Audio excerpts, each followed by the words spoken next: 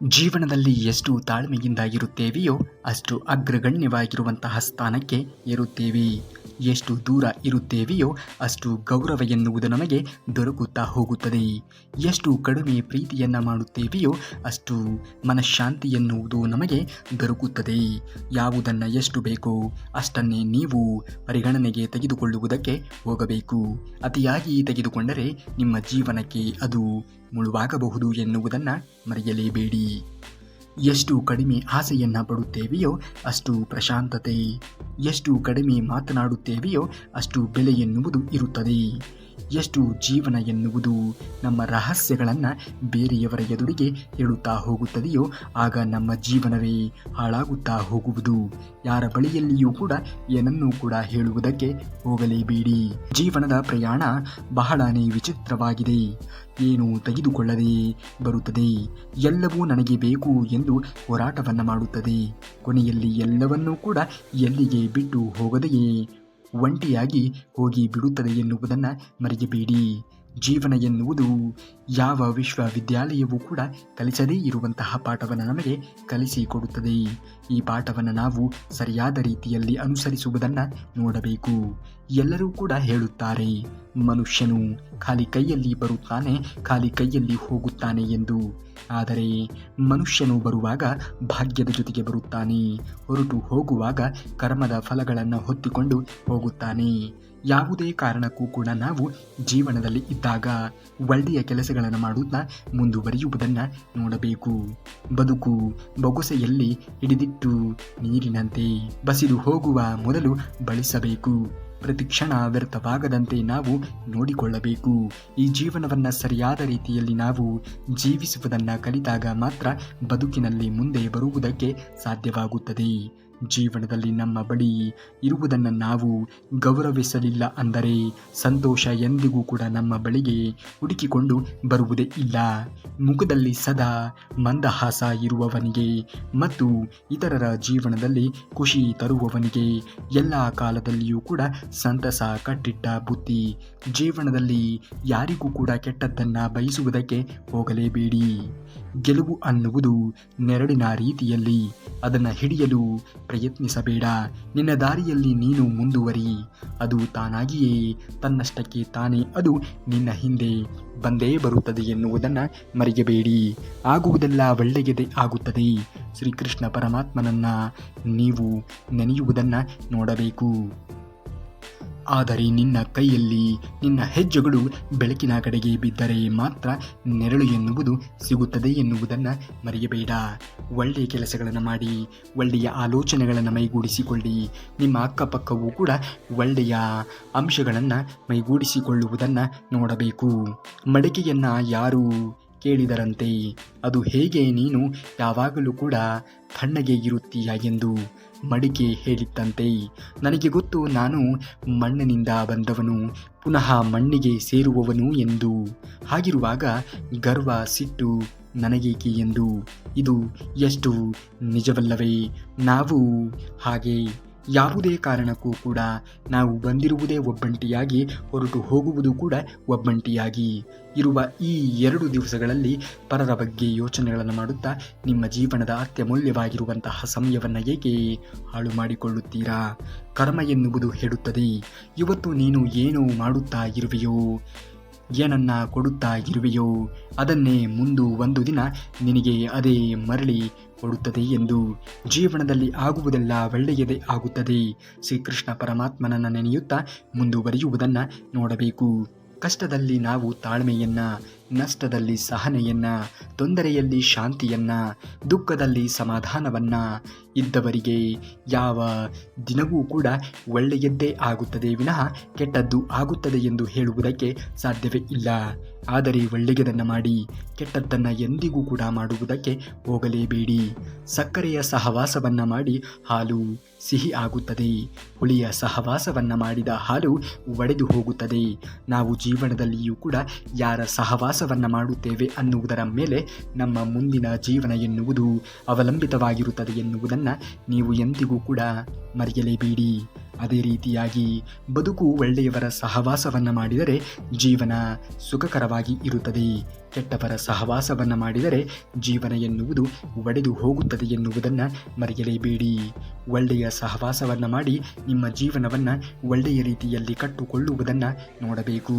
ನೀವು ಶ್ರೀಕೃಷ್ಣ ಪರಮಾತ್ಮನ ವಚನಾಮೃತವನ್ನು ಕೇಳುವಂಥವರಾಗಿದ್ದರೆ ತಪ್ಪದೆ ಈ ವಿಡಿಯೋಗೆ ಒಂದು ಲೈಕನ್ನು ಮಾಡಿ, ಒಂದು ಹೈಪನ್ನು ಮಾಡಿ, ಹಾಗೆ ಈ ಚಾನಲ್ಗೆ ಸಬ್ಸ್ಕ್ರೈಬ್ ಮಾಡೋದನ್ನು ಮಾತ್ರ ಮರೆಯಬೇಡಿ.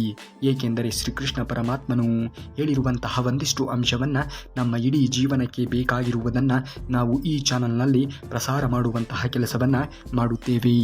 ನನ್ನಿಂದ ಆಗದು ಎಂದು ಕೈ ಚೆಲ್ಲುವುದು ಸುಲಭ, ಆದರೆ ಕೈ ಚೆಲ್ಲುವ ಕ್ಷಣದಲ್ಲಿ ಏನೇ ಆದರೂ ಕೂಡ ಕೈ ಚೆಲ್ಲಲಾರೆ, ಗುರಿ ತಲುಪುವೆ ಎಂದು ನಿರ್ಧರಿಸುವುದು. ಇದೊಂದು ನಿರ್ಧಾರ ನಿಮ್ಮನ್ನು ಗೆಲುವಿನ ಕಡೆಗೆ ಕರೆದುಕೊಂಡು ಹೋಗುತ್ತದೆ ಎನ್ನುವುದನ್ನು ಮರೆಯಲೇಬೇಡಿ. ನೀರು ಹರಿದು ಹೋಗುವಾಗ ಸ್ಥಳವೆಲ್ಲ ತೊಳೆದು ಶುಭವಾಗುತ್ತದೆ, ಶುದ್ಧವೂ ಆಗುತ್ತದೆ. ನಿಂತರೆ ಕೊಳೆತು ವಾಸನೆ ಸುರಿಸುತ್ತದೆ. ಆದರೆ ಮನುಜ ಜೀವನ ಮಾತ್ರ ನಿಂತ ನೀರಾಗದೆ ಹರಿದು ಹೋಗುತ್ತಿರಬೇಕು. ಅದೇ ಬದುಕಿನ ಪಯಣ. ಈ ಪಯಣವನ್ನು ಸರಿಯಾದ ರೀತಿಯಲ್ಲಿ ನಾವು ನಿರ್ವಹಿಸಿಕೊಂಡು ಹೋಗುವುದನ್ನು ಕಲಿಯಬೇಕು. ಒಳ್ಳೆಯದೇ ಆಗುತ್ತದೆ. ಒಳ್ಳೆಯದನ್ನೇ ಮಾಡುತ್ತಾ ಮುಂದುವರಿಯುವುದನ್ನು ನೋಡಬೇಕು. ಜೀವನವೆಂದರೆ ನಮ್ಮನ್ನು ನಾವು ಹುಡುಕಿಕೊಳ್ಳುವುದು ಅಲ್ಲ, ನಮ್ಮನ್ನು ನಾವು ಸಂಪೂರ್ಣವಾಗಿ ರೂಪಿಸಿಕೊಳ್ಳುವುದೇ ಬದುಕು. ಈ ಬದುಕನ್ನು ಸರಿಯಾದ ರೀತಿಯಲ್ಲಿ ನಿರ್ವಹಿಸಿಕೊಂಡು ಹೋಗುವುದನ್ನು ನಾವು ಕಲಿಯಬೇಕಾಗಿದೆ. ಕಣ್ತುಂಬ ನಿದ್ರೆ, ಒಳ್ಳೆಯ ಆರೋಗ್ಯ, ಸಂತೋಷ ತುಂಬಿದ ಹೃದಯ, ಈ ಮೂರು ಇರುವವರು ಅದೃಷ್ಟವಂತರು. ಅವರೇ ನಿಜವಾದ ಶ್ರೀಮಂತರು.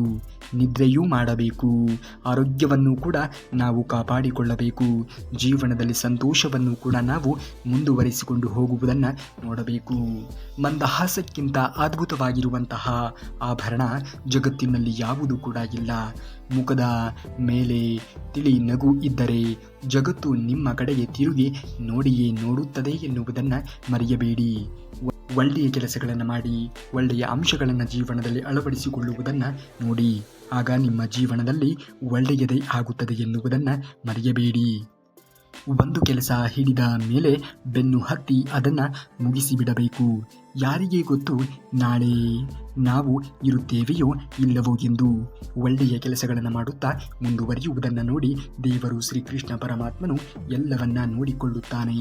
ಪ್ರತಿಯೊಬ್ಬರ ಜೀವನದಲ್ಲಿ ಒಬ್ಬ ಪ್ರತ್ಯೇಕವಾಗಿರುವಂತಹ ವ್ಯಕ್ತಿ ಇರುತ್ತಾನೆ. ಹಣೆ ಬರಹದಲ್ಲಿ ಇಲ್ಲದೇ ಇದ್ದರೂ ಕೂಡ ಮನಸ್ಸಿನಲ್ಲಿ ಶಾಶ್ವತವಾಗಿ ನೆಲೆಸಿರುತ್ತಾನೆ. ಅಂತಹ ವ್ಯಕ್ತಿಯನ್ನು ಎಂದಿಗೂ ಕೂಡ ಮರೆಯಲೇಬೇಡಿ. ನಿಮ್ಮ ಶುಭ ಮುಹೂರ್ತವನ್ನು ಎಂದಿಗೂ ಕೂಡ ನೋಡಬೇಡಿ. ಮಾಡುವಂತಹ ಕೆಲಸದಲ್ಲಿ ನೀವು ನಿಷ್ಠೆ, ಪ್ರಾಮಾಣಿಕತೆಯನ್ನು ಮಾತ್ರ ನೋಡಬೇಕು. ಉರಿವ ದೀಪ ಮನೆಗೆ ಬೆಳಕನ್ನು ನೀಡಬೇಕು, ಹೊರತಾಗಿ ಮನೆಯನ್ನು ಸುಡಬಾರದು. ಮಾತು ಮನವನ್ನು ಗೆಲ್ಲಬೇಕು, ಹೊರತಾಗಿ ಮನಸ್ಸನ್ನು ನೋಯಿಸಬಾರದು.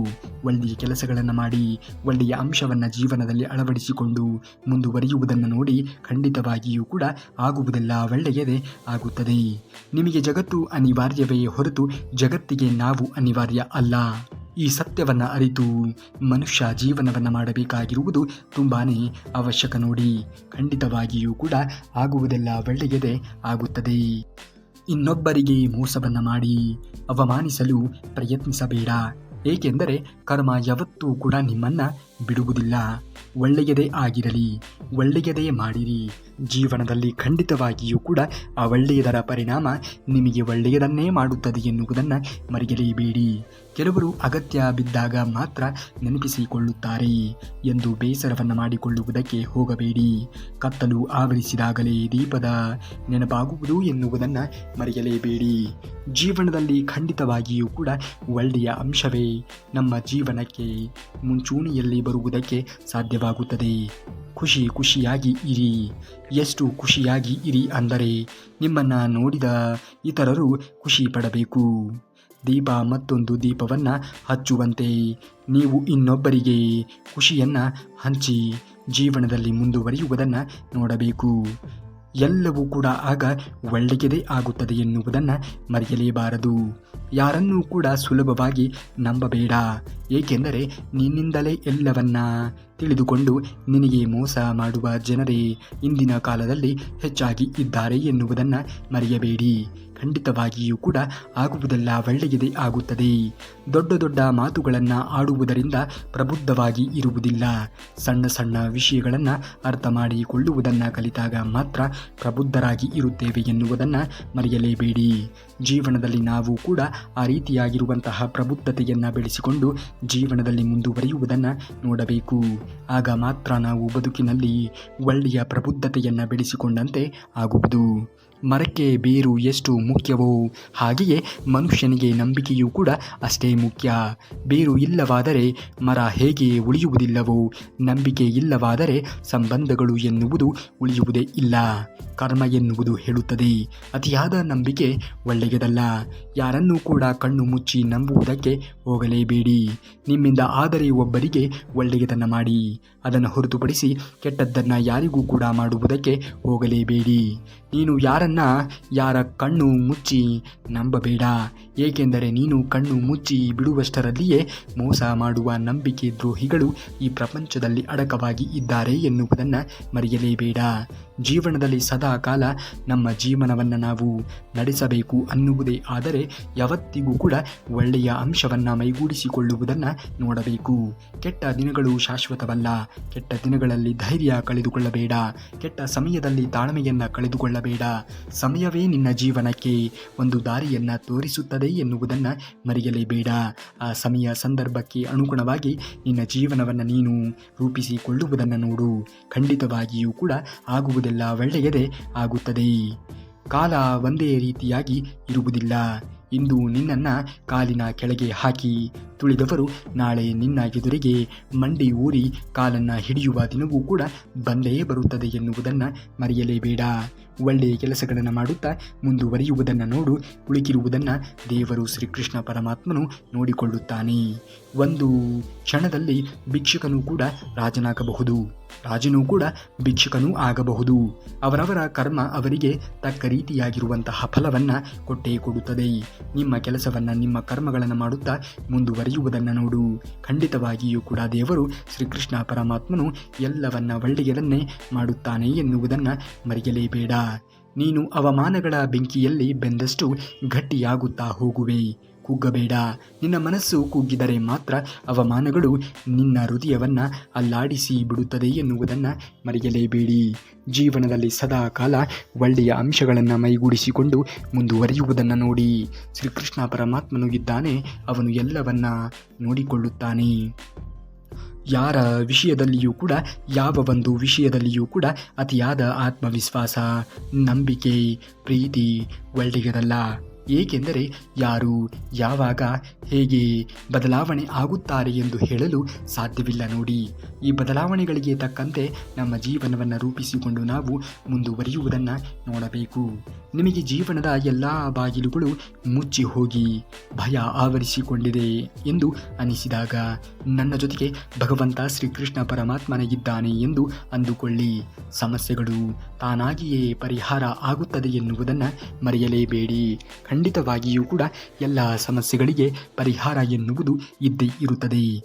ಸಮಸ್ಯೆಗಳು ಬಂದಾಗ ನಾವು ತಾಳ್ಮೆಯನ್ನು ತೆಗೆದುಕೊಂಡು ಯೋಚನೆ ಮಾಡಿ ನೋಡಿದಾಗ ಆ ಪ್ರತಿಯೊಂದು ಸಮಸ್ಯೆಗಳಿಗೆ ಪರಿಹಾರ ಎನ್ನುವುದು ಸಿಕ್ಕೇ ಸಿಗುತ್ತದೆ. ಸುಳ್ಳು ಮೋಸ ಮಾಡಿ ಬದುಕುವವರು ಹೆಚ್ಚು ಕಾಲ ನೆಮ್ಮದಿಯಿಂದ ಉಳಿಯಲಾರರು. ಏಕೆಂದರೆ ಅವರು ಮಾಡಿದ ಕರ್ಮಗಳೇ ಅವರ ಸುತ್ತ ತಿರುಗಾಡುತ್ತಲೇ ಇರುತ್ತದೆ ಎನ್ನುವುದನ್ನು ಮರೆಯಬೇಡಿ. ಒಂದು ಸಾರಿ ಅವರ ಹಣೆಬರಹ ಕೆಟ್ಟಿತ್ತೆಂದರೆ ಒಂದಾದ ಮೇಲೆ ಒಂದರಂತೆ ಅವರು ಮಾಡಿದ ತಪ್ಪುಗಳೆಲ್ಲ ಶಿಕ್ಷೆ ಅನುಭವಿಸಲೇಬೇಕು. ಸರಿಯಾದ ಬೆಲೆಯನ್ನು ಕೊಡಲೇಬೇಕು. ಹಾಗಾಗಿ ಒಳ್ಳೆಯ ಕೆಲಸಗಳನ್ನು ಮಾಡಿ, ಕೆಟ್ಟ ಕೆಲಸಗಳನ್ನು ಯಾವುದೇ ಕಾರಣಕ್ಕೂ ಕೂಡ ಮಾಡುವುದಕ್ಕೆ ಹೋಗಲೇಬೇಡಿ. ಒಳ್ಳೆಯದರ ಪರಿಣಾಮ ಒಳ್ಳೆಯದಾಗಿಯೇ ಇರುತ್ತದೆ ಎನ್ನುವುದನ್ನು ಮರೆಯಬೇಡಿ. ಯಾವ ವ್ಯಕ್ತಿ ಕೆಟ್ಟ ದಿನಗಳನ್ನು ತನ್ನ ಜೀವನದಲ್ಲಿ ನೋಡಿರುತ್ತಾನೆಯೋ ಅವನು ಎಂದಿಗೂ ಕೂಡ ಬೇರೆಯವರಿಗೆ ಕೆಟ್ಟದ್ದನ್ನು ಬಯಸುವುದಕ್ಕೆ ಹೋಗುವುದೇ ಇಲ್ಲ. ಬದುಕಿನಲ್ಲಿ ಅತಿಯಾಗಿ ಮೌನವಾಗಿ ಇರುವುದು ಒಳ್ಳೆಯದಲ್ಲ. ಜೀವನದಲ್ಲಿ ನಾವು ಒಳ್ಳೆಯ ಅಂಶಗಳನ್ನು ಮೈಗೂಡಿಸಿಕೊಳ್ಳಬೇಕಾಗಿರುವುದು ಅತ್ಯಂತ ಅವಶ್ಯಕ ಎನ್ನುವುದನ್ನು ಮರೆಯಲೇಬೇಡಿ. ಸಮಯಕ್ಕೆ ಸರಿಯಾಗಿ ತಪ್ಪುಗಳನ್ನು ವಿರೋಧಿಸುವುದನ್ನು ಕಲಿಯಿರಿ. ಸಮಸ್ಯೆ ಸವಾಲುಗಳನ್ನು ಯಾರು ಅವಕಾಶಗಳನ್ನಾಗಿ ಪರಿವರ್ತನೆ ಮಾಡಿಕೊಳ್ಳುತ್ತಾರೆಯೋ ಅವರು ಮಾತ್ರ ಬದುಕಿನಲ್ಲಿ ಗಟ್ಟಿಯಾಗಿ ನಿಲ್ಲಬಲ್ಲರು ಎನ್ನುವುದನ್ನು ಮರೆಯಬೇಡಿ. ಒಳ್ಳೆಯ ಅಂಶಗಳನ್ನು ಮೈಗೂಡಿಸಿಕೊಳ್ಳಿ. ಸಮಸ್ಯೆಗಳನ್ನು ಎಂದಿಗೂ ಕೂಡ ನೀವು ದೊಡ್ಡದ್ದು ಎಂದು ಪರಿಗಣಿಸುವುದಕ್ಕೆ ಹೋಗಲೇಬೇಡಿ. ತಪ್ಪುಗಳನ್ನು ಸುಧಾರಿಸಬಹುದು, ತಪ್ಪು ತಿಳುವಳಿಕೆಯನ್ನು ಸುಧಾರಿಸಬಹುದು, ಆದರೆ ತಪ್ಪು ಯೋಚನೆಗಳನ್ನು ಯಾವತ್ತೂ ಕೂಡ ಸುಧಾರಿಸುವುದಕ್ಕೆ ಸಾಧ್ಯವೇ ಇಲ್ಲ. ಯಾವುದೇ ಕಾರಣಕ್ಕೂ ಕೂಡ ತಪ್ಪು ಯೋಚನೆಗಳನ್ನು ಮಾಡುವುದಕ್ಕೆ ಹೋಗಲೇಬೇಡಿ. ಒಳ್ಳೆಯ ಕೆಲಸಗಳನ್ನು ಮಾಡುತ್ತಾ ಮಾತ್ರ ಮುಂದುವರಿಯುವುದನ್ನು ನೋಡಬೇಕು. ಶ್ರಮವೂ ನಿನ್ನದೇ, ಸಮಯವೂ ಕೂಡ ನಿನ್ನದೇ. ಸಾಧಿಸುವಂತಹ ಛಲ ನಿನ್ನಲ್ಲಿ ಇದ್ದರೆ ಪ್ರತಿಫಲ ಎನ್ನುವುದು ನಿನಗೆ ಸಿಕ್ಕೇ ಸಿಗುತ್ತದೆ ಎನ್ನುವುದನ್ನು ಮರೆತೀಯಾ ಏಕೆ? ಶ್ರದ್ಧೆ ಜ್ಞಾನವನ್ನು ಹೆಚ್ಚಿಸುತ್ತದೆ, ನಮ್ರತೆ ಮಾನವನನ್ನು ನೀಡುತ್ತದೆ, ಯೋಗ್ಯತೆ ಸ್ಥಾನವನ್ನು ನೀಡುತ್ತದೆ. ಯಾವ ವ್ಯಕ್ತಿ ಈ ಮೂರನ್ನು ಪಡೆಯುತ್ತಾನೆಯೋ ಅವನಿಗೆ ಎಲ್ಲ ಕಡೆ ಸನ್ಮಾನ ಎನ್ನುವುದು ಸಿಗುತ್ತದೆ.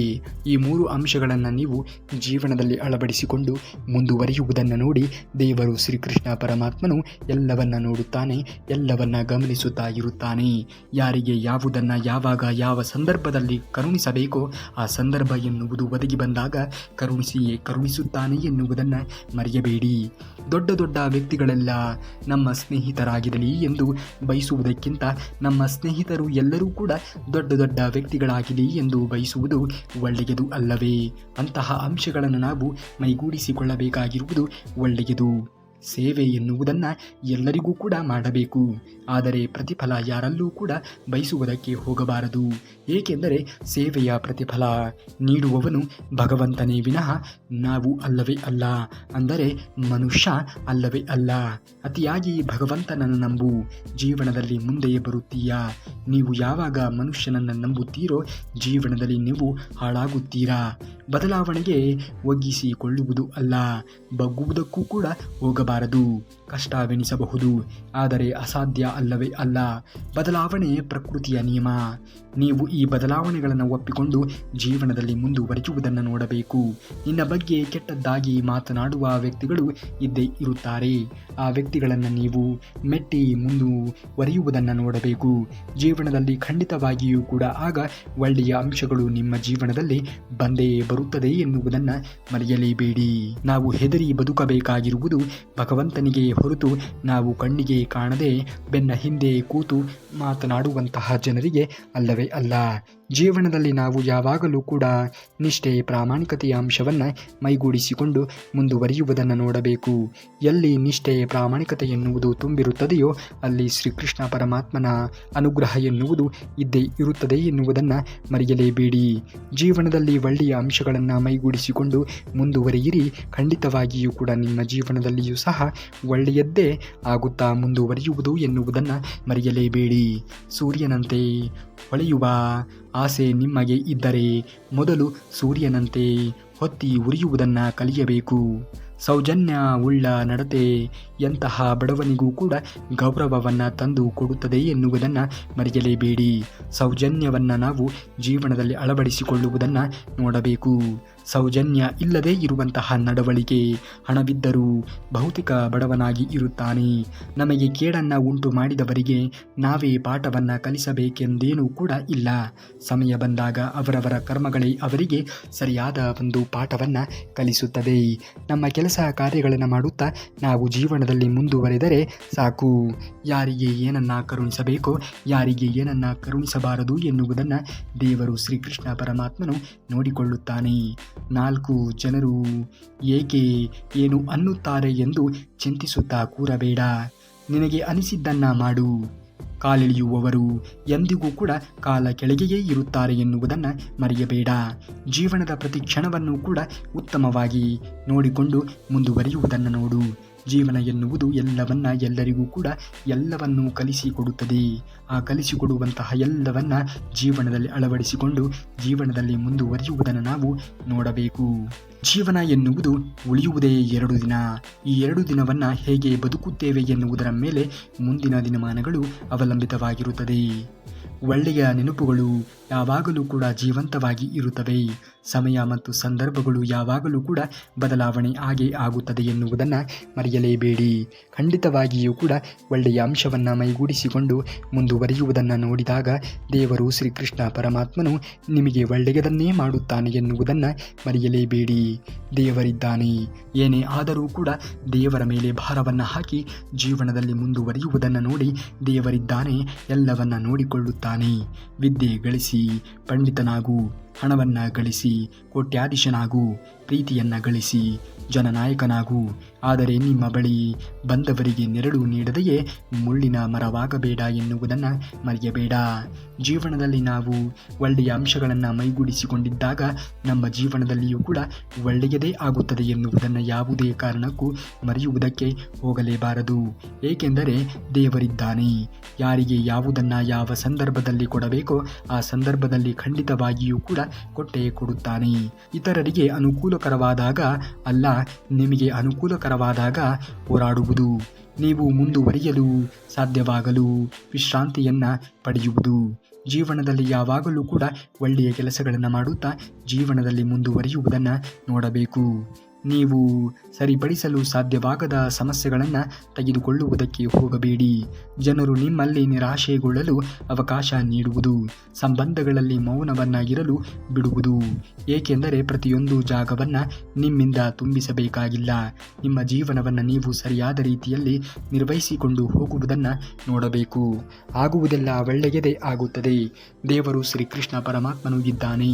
ಅವನು ಯಾರಿಗೆ ಯಾವುದನ್ನು ಕರುಣಿಸಬೇಕು ಎನ್ನುವುದು ಅವನಿಗೆ ತುಂಬ ಚೆನ್ನಾಗಿ ತಿಳಿದಿದೆ. ಒಳ್ಳೆಯದೇ ಆಗಲಿ, ಒಳ್ಳೆಯದನ್ನೇ ದೇವರು ಕರುಣಿಸಲಿ ಎಂದು ಹರಿಸುತ್ತಾ ನಾಳೆಯ ಶ್ರೀಕೃಷ್ಣ ಪರಮಾತ್ಮನ ವಚನಾಮೃತದೊಂದಿಗೆ ಮತ್ತೆ ನಿಮ್ಮ ಮುಂದೆ ಬರುವವರೆಗೂ ಧನ್ಯವಾದ. ಎಲ್ಲ ಶ್ರೀಕೃಷ್ಣ ಪರಮಾತ್ಮನ ಭಕ್ತಾದಿಗಳಿಗೆ ತಪ್ಪದೇ ವಿಡಿಯೋಗೆ ಲೈಕ್ ಮಾಡೋದನ್ನು ಮಾತ್ರ ಮರೆಯಬೇಡಿ.